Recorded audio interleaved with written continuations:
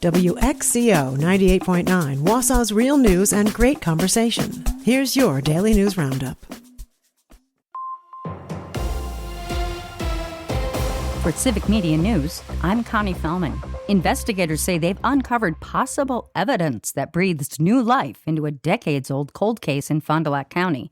5-year-old Bobby Joe Fritz disappeared from his Campbellsport home in the spring of 1983. Now, investigators are digging into that home's basement with the help of the state crime lab. Fond du Lac County detectives served a search warrant last week at the house where Bobby Joe lived when he disappeared.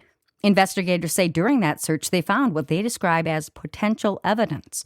Fond du Lac County Sheriff Ryan Waldschmidt says the agency remains committed to working unsolved crimes, including Bobby Joe's. He says this is an active investigation, and they will release more information only when it will not jeopardize the investigation. Anyone with information is asked to call the Fond du Lac County tip line. 3 years ago, on the 40th anniversary of Bobby Joe's disappearance, his older sisters said both their parents have since died without ever knowing what happened to their little boy.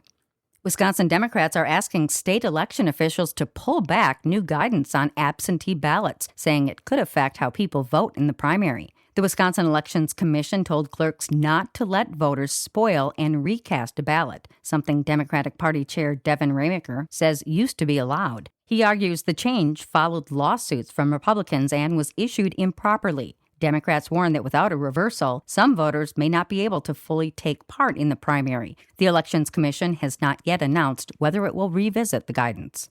Wisconsin is taking a step to ease its nursing shortage by allowing more registered nurses to teach students in clinical settings. Governor Tony Evers approved an emergency rule that expands who can serve as nursing instructors. Qualified RNs with the right experience and training can now help teach, even if they don't yet have a master's degree. State leaders say the change should help schools train more nurses and get them into the workforce faster. A dog that had been shot at least 8 times and was found in Shawano County last week with a broken leg and broken ribs is on a long road to recovery. Shawano County Humane Society workers posted an update on social media yesterday about the dog now named Sunny. They say Sunny is in stable condition, but veterinarians found another gunshot wound and several broken ribs after further examinations. If he can hang in there, Sunny is expected to undergo surgery in the next couple days. Right now, animal workers say the focus is on keeping him comfortable and giving him every chance to heal. Someone found the brown mixed-breed dog in the town of Maple Grove. Shawano County Sheriff's deputies say they're investigating how Sunny was injured. They say the approximately 8-year-old dog has a microchip registered to someone out of state. Shawano County Humane Society workers say they have received an outpouring of support from people all around, wanting to help make sure this underdog gets a second chance at a happy life.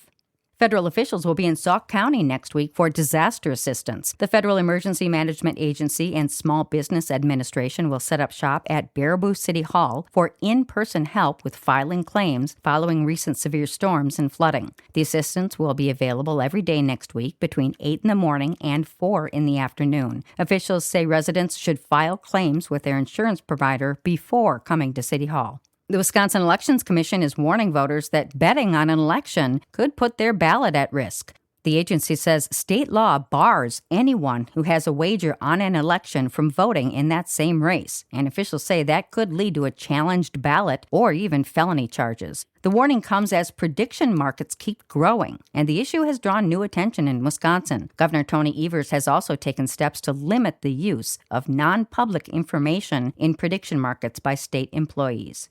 And that's your state news update. I'm Connie Fellman for Civic Media News. The Brewers battle the Mets. Hi, I'm Mike Clemens with sports, where the Brewers and Mets are going at it today to win this 3-game series at American Family Field in Milwaukee. The Mets shut out the Brewers last night 4-0 thanks to a good performance by New York rookie Zach Thornton, who's now thrown 18 scoreless innings in a row. The Brewers' Brandon Sproat, after losing to his former teammate. That's what Thornton does. That's what he's done his whole career so far. I know him pretty well. He's a super just crafty lefty. In golf, round 3 of the Wisconsin Amateur Championship today, Garrett Schultz of Oconomowoc atop the leaderboard, tied with Brandon Clutie, originally from South Africa, who talked about the crew at the West Bend Country Club. They're so good at setting the course up.